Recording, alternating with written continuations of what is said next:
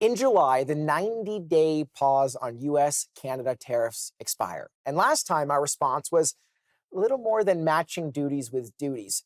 No real discussion of a lasting trade deal. Tonight, we'll step into that moment of surprise when Ottawa may have misread Trump's playbook, maybe entirely, and explore the concrete steps Canada can take now to move beyond tit for tat and forge a stable path forward. I'm joined by Dmytro and Ashley. Thank you for coming on the show. Thank you for having Thanks us. for I having us. appreciate it.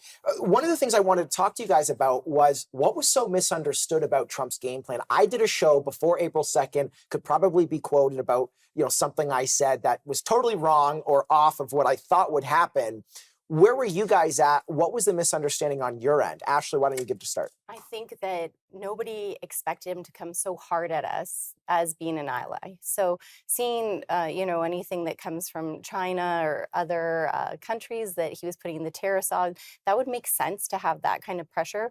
But being in North America, seeing our biggest ally, coming at us first was completely unexpected. Dmytro, would you say that the Canadian government was surprised? I think they were to an extent. I mean, I think they were surprised by his negotiating style. It's really all over the place. We know that. There's no concrete linear objective that Donald Trump is trying to accomplish. One day it's 25% tariffs, the other day it's 10%, and the other day it's a pause and then another pause. Can I play devil's advocate on that? Objective. I want to argue that the objective is in some ways clear. I mean, we have the Stephen Moran report that is pretty well the objective that they wish to follow, as well as A Republic, Not an Empire, which is a book that Patrick Buchanan wrote when he was running for president against George Bush.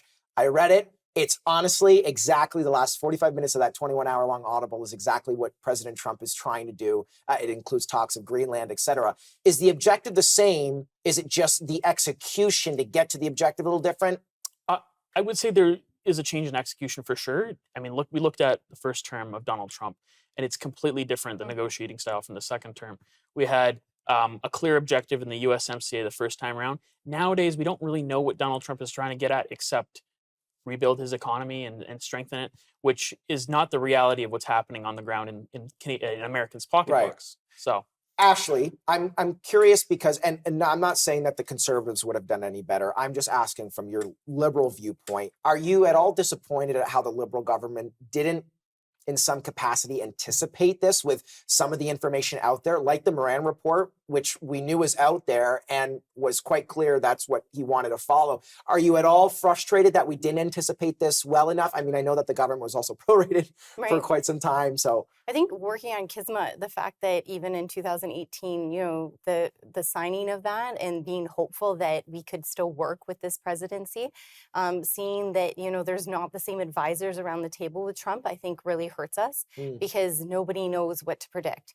Even his inner staff don't know what he's about to say right when he's about to, lights, camera, action. What is he going to say to the world? There's certainly no speech write-up. Absolutely not. And so I think when you're dealing with that volatility and that type of presidency, that you have to really come into it almost as a tightrope walk, that that you're so intertwined. We cannot pivot that quickly with retooling, our manufacturing. And so at the same time, we don't want to take such a hard line that we completely blow up that relationship. And so at this point in time, I think it's way more open that we saw, after Carney had that meeting with Trump. Right. And even the comms, like social media, we didn't see any of those really beautiful videos be put out after any other visits from other countries. Let me ask this question.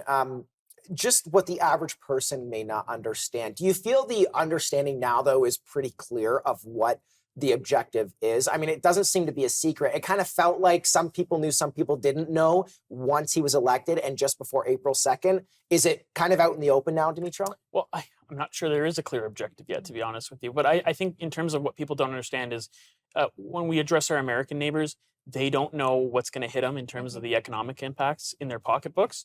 We're just starting this kind of pre-tariff inventory that's running out, and it's going to cost them thousands of dollars in the future.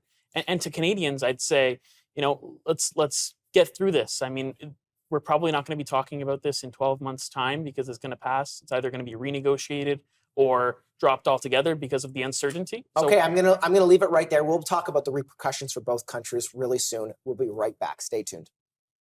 I'ma rule the world, yeah.